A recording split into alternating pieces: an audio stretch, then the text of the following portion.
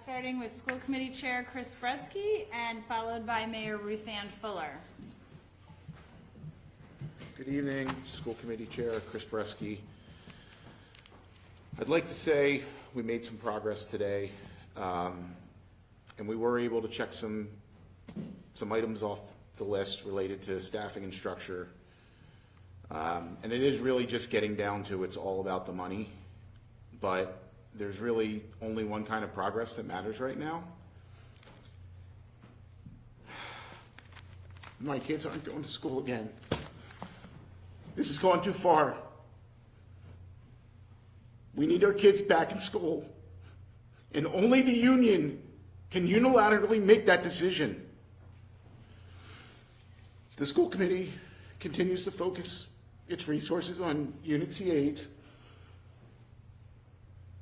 as that's where we're hearing the concern is from the union. And look, we recognize that's a tough job. The increased level of student needs is real, and it's a harder job than it's ever been. But let's ask ourselves, how did we get here? Locking our kids out of school for the better part of a year helped to produce that situation. So the union's remedy is to lock our kids out of school again. We can't sign a contract that is not going to improve outcomes for our students. We're still here, we're still negotiating. We request the union get our kids back to school.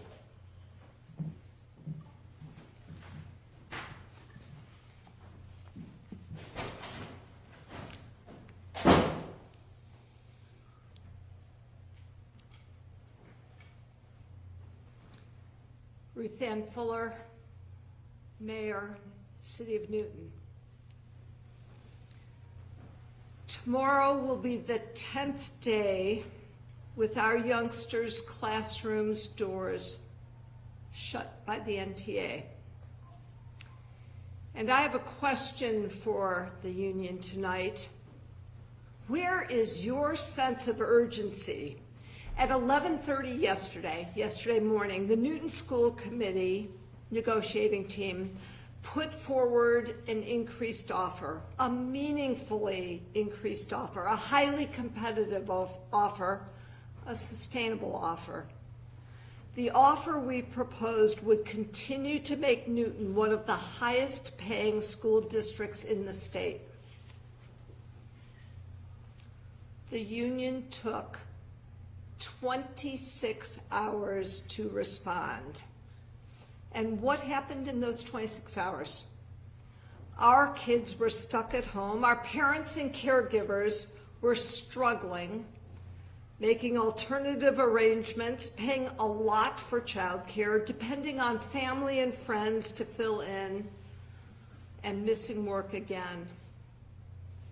Meanwhile, the union found time for boisterous rallies, celebratory music, and listening to speeches today at the Newton Ed Center, where bargaining was supposed to be happening. Speeches from the president of the Massachusetts Teachers Association and the president of the National Education Association, headquartered in Washington, D.C. Let me repeat the question to the leaders of the NTA. Where is your sense of urgency? This strike is hurting our family, it's hurting our families, it's hurting our city. Thank you.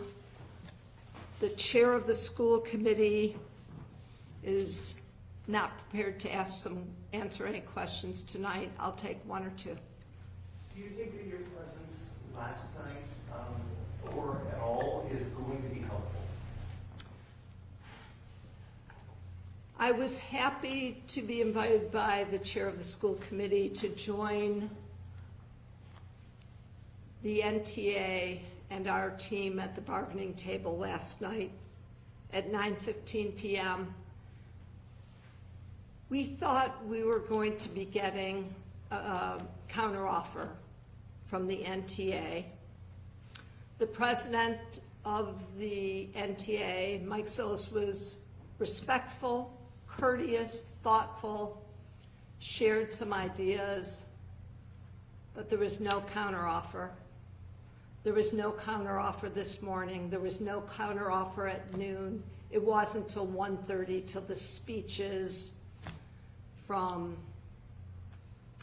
the state and federal level were done. So I was glad to be there. It didn't move the needle, and if I can be there and move the needle, I will be.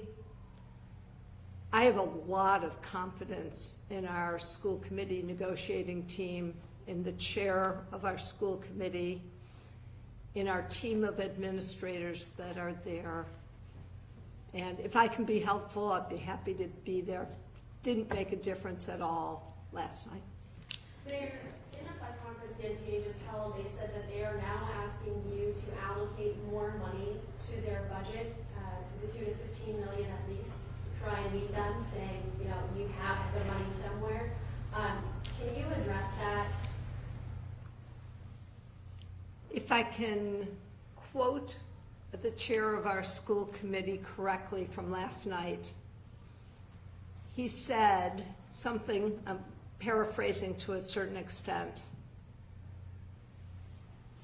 I can't allocate a magical pot of money that doesn't exist.